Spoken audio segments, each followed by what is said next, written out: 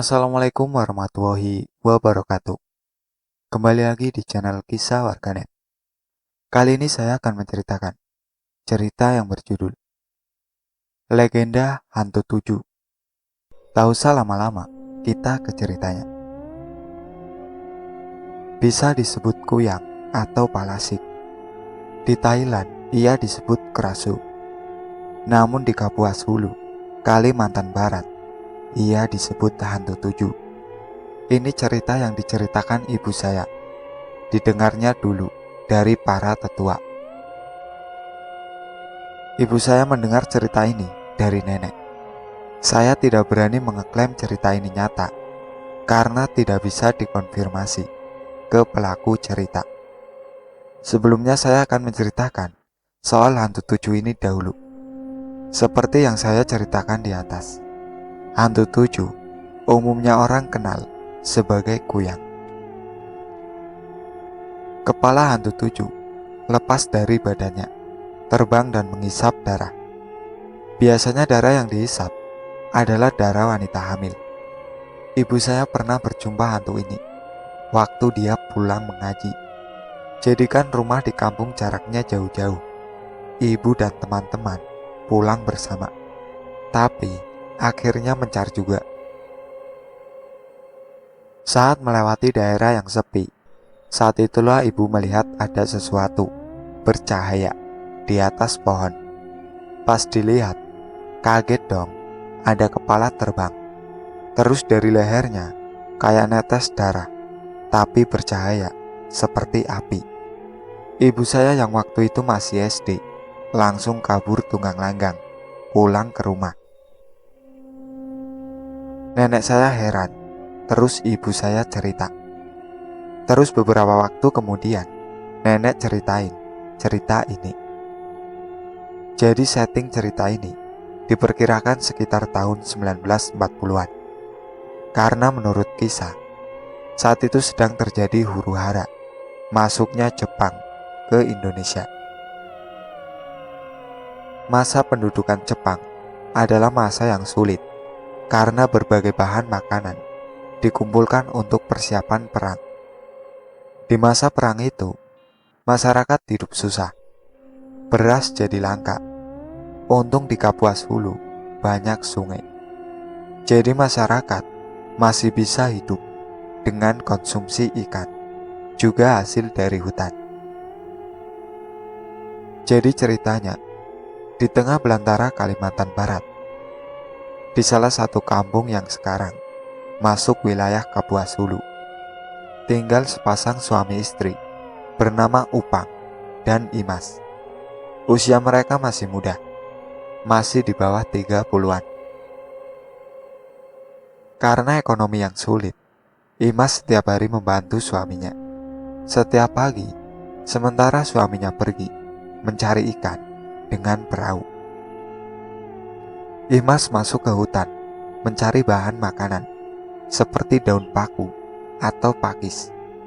Begitulah keseharian sepasang suami istri muda itu. Hidupnya damai-damai saja.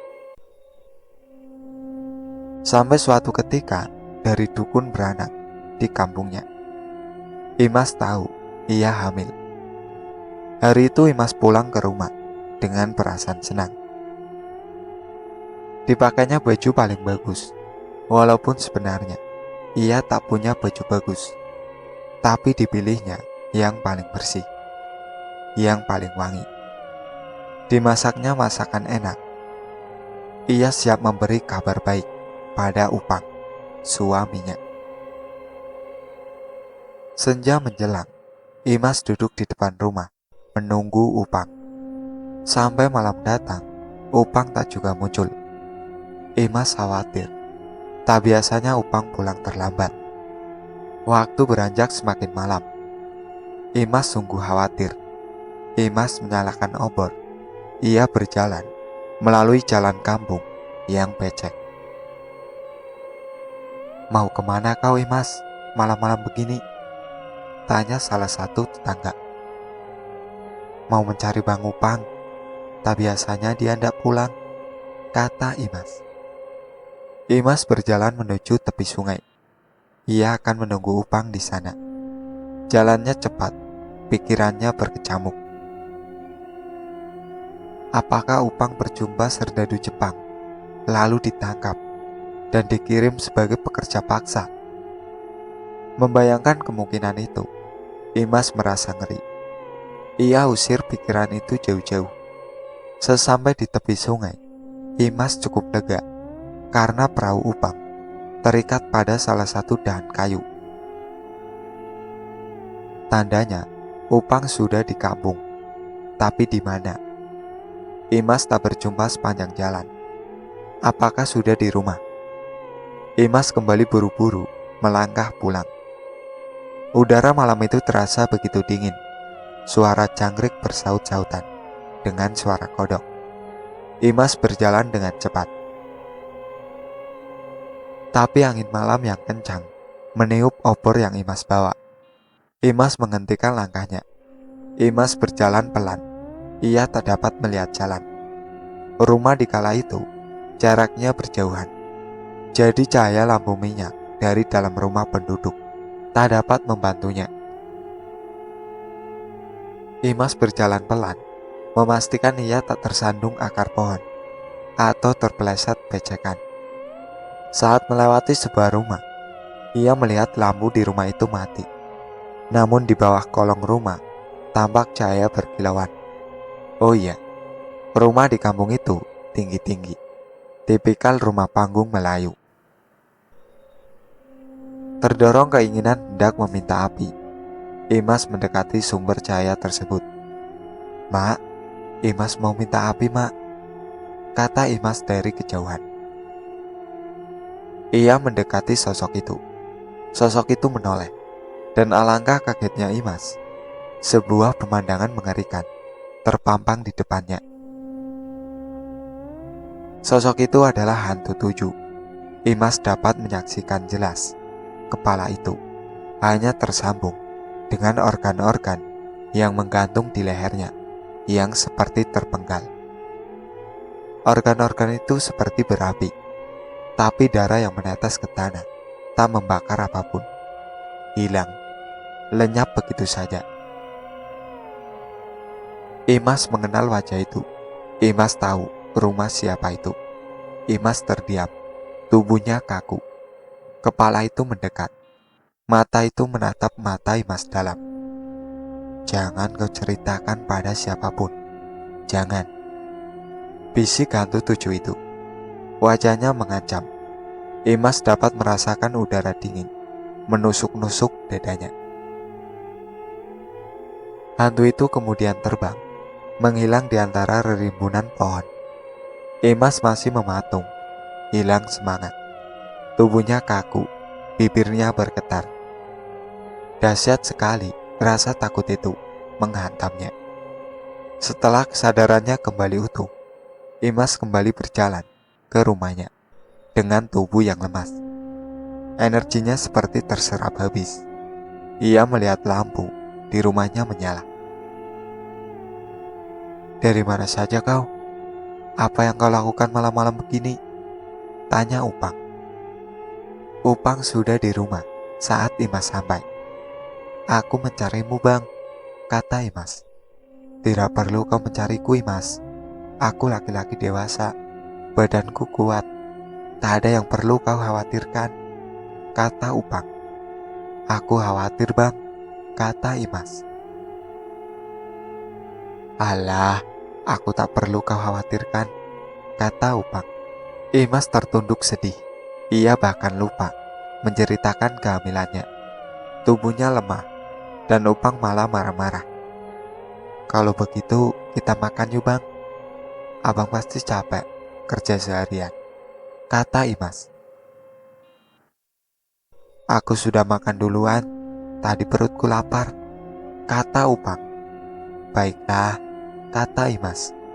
Ia masuk ke dapur untuk makan, namun semua makanan yang ia siapkan sudah habis. "Abang habiskan, Bang?" tanya Imas. "Iya, kenapa? Kupikir kau sudah makan. Lagi pula, kau hanya di rumah. Pastilah kau tidak terlalu lapar, bukan?" Kalau begitu Imas masak ikan yang abang tangkap saja. Tidak ada ikan, aku tidak dapat apa-apa hari ini, Mas, kata Upang. Malam itu Upang tertidur duluan, sedangkan Imas masih terjaga dengan perut yang lapar. Pikirannya berkecamuk. Masih terbayang juga hantu 7 yang ia lihat malam itu. Masih terbayang wajah itu, wajah yang ia kenal, yang malam itu begitu mengerikan. Besok paginya, seperti biasa, Imas pergi ke hutan. Setelah mencari bahan makanan, Imas juga mencari pohon bemban yang nantinya akan dia anyam menjadi tikar. Imas ingin anaknya lahir di atas tikar baru yang akan ia anyam. Malam itu Upang pulang seperti biasa. Saat matahari tenggelam, Upang sudah di rumah. Ada yang mau aku bilang, Bang? Ada apa? Aku mengandung, kata Imas. Sudah dari siang, ia ingin menyampaikan itu. Mengandung? Iya, Bang, kita akan punya anak. Tapi wajah Upang tak terlihat senang. Wajahnya kaku, seperti batang bemban yang belum dikeringkan. Imas dapat melihat tatapan gusar Upang. Mungkin Mak Salma salah, kata Upang. Mak Salma adalah nama dukun beranak di kampung itu. Salah bagaimana? Sudahlah Imas, jangan berhayal. Tak mungkin kita akan punya anak, kata Upang. Ia membaringkan badannya, tidur membelakangi Imas. Imas berdiri di depan rumah Mak Salma. Badannya terasa gemetar. Apakah benar Mak Salma salah? Apakah ia harus memeriksanya lagi? Ia tak dapat membuat keputusan. Hei Imas, masuklah. Kenapa kau berdiri di situ seperti tunggul kayu? Seru Mak Salma. Imas pun naik ke tangga rumah Mak Salma. Badannya panas dingin. Mak Salma cekatan memeriksa Imas. Tak perlu takut Imas, semua baik-baik saja, kata Mak Salma. Kandunganmu sehat luar biasa, tambahnya. Sebelum Imas pergi, Mak Salma memberikan sebuah gelang dari kulit kayu. Pakailah ini akan membuat kau aman Imas. Ia mengangguk. Minta rela Mak, kata Imas setengah berbisik. Gelang kulit kayu itu dipercaya orang dulu sebagai penangkal hantu 7. Imas heran kenapa Mak Salma memberikan gelang itu padanya, tapi gelang itu tetap dikenakannya. Sementara itu sikap Upang benar-benar berubah. Ia lebih sering pulang malam. Tak jarang ia pulang dengan aroma arak yang menyengat. Imas benar-benar merasa sedih. Hingga usia kehamilan 6 bulan Imas benar-benar merasa makin sendirian. Upang kadang berhari-hari tak pulang. Kabar tak sedap beredar. Upang punya istri lagi di kampung yang lain. Gila gak sih? Lagi hamil, dapat kabar suami selingkuh. Tapi Imas tidak langsung percaya. Ia tak yakin Upang setega itu padanya. Benar bahwa pernikahan mereka adalah hasil perjodohan. Tapi di awal pernikahan, Imas dapat merasakan Upang mencintainya. Tapi kabar angin itu semakin sering terdengar. Setiap Imas mencoba mengkonfirmasi kebenaran, Upang hanya marah-marah. Hingga di suatu siang, saat Imas pulang dari hutan, ia menemukan pakaiannya sudah dimasukkan ke dalam keranjang, diletakkan di teras bersama barang lainnya. Pergilah Imas, sudah tak ada yang bisa kututupi. Uni hamil, dia butuh tempat yang layak. Uni akan tinggal di sini, kata Upang. Dari dalam rumah keluar Uni, wanita lain yang dinikahi Upang diam-diam. Bukan main hancurnya hati Imas. Imas tak menyangka Upang sejahat itu padanya. Siang itu juga Imas membawa pakaian dan barang-barang miliknya dari rumah itu. Tetangga yang melihat menawarkan bantuan, tapi Imas menolak. Tak mau ia bergantung pada siapapun lagi. Imas menyusuri jalan yang biasanya ia lalui menuju hutan. Orang-orang tak tahu nasibnya. Ia menghilang setelah itu. Kejadian besar terjadi di kampung itu 2 bulan kemudian.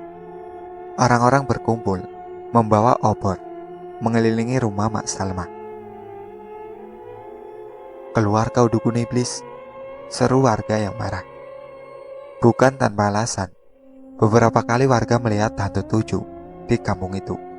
Warga cemas, orang yang berubah menjadi hantu tujuh biasanya adalah penganut ilmu hitam yang tujuannya bermacam-macam. Ada yang karena terikat janji, ada yang murni untuk kekuatan. Mak Salma dicurigai sebagai hantu tujuh. Garis di lehernya katanya menjadi penanda. Orang-orang percaya penganut ilmu itu mempunyai garis di lehernya sebagai bekas kepalanya yang dilepas. Warga marah, mereka meradang. Malam itu, api berkobar membakar rumah Mak Salma.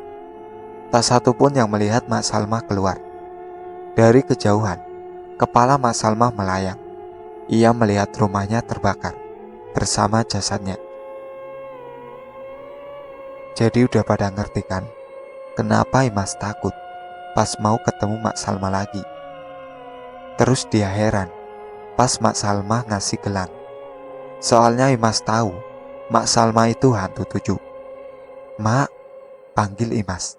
Dari belakang hantu tujuh, Mak Salma. Ia memegang perutnya yang sudah hamil tua. Iya, malam itu Imas pergi dari gubuk di tengah hutan untuk mencari Mak Salma. Waktu melahirkan sudah dekat. Tahukah kalian, apabila kepala hantu tujuh gak balik ke badannya saat matahari terbit, maka itu tandanya riwayatnya berakhir. Itu artinya, ketika nanti matahari terbit, maka berakhir sudah riwayat Mak Salma. Imas dapat merasakan kesedihan yang dalam di mata Mak Salma. Namun sejujurnya, badannya juga gemetaran. Tapi rasa takut itu dikalahkan oleh upayanya melahirkan anaknya. "Mak, bantu aku, Mak," kata Imas. Jadi selama ini, Imas tinggal di hutan, di sebuah gubuk bekas warga. Sehari-hari ia makan dari hasil hutan, memastikan ia terus hidup bersama bayi di perutnya. Malam itu di gubuknya di tengah hutan, Imas berusaha melahirkan sendiri bayi yang dikandungnya. Mak Salma dalam bentuk hantu tujuhnya memberi instruksi seadanya. Ya, namanya juga hantu tujuh, gak punya tangan buat bantu. Menjelang di sini, subuh hari, sesosok bayi dilahirkan dalam hening. Tak ada suara, hanya jangkrik yang berisik di luar. "Ada apa, Mak? Ada apa?" "Dia tidak ada, Imas. Dia tidak ada." Bayi itu lahir tak bernyawa. Imas meraung sejadi-jadinya. Iya, bayi yang dinantikan Imas tidak selamat. Bayi itu telah meninggal. Semua energi Imas seperti terserap habis. "Maafkan aku, Imas. Seandainya tubuhku masih lengkap, pastilah aku akan menolongmu," kata Mak Salma. Imas meraung dan menangis. Ketika hari menjelang pagi,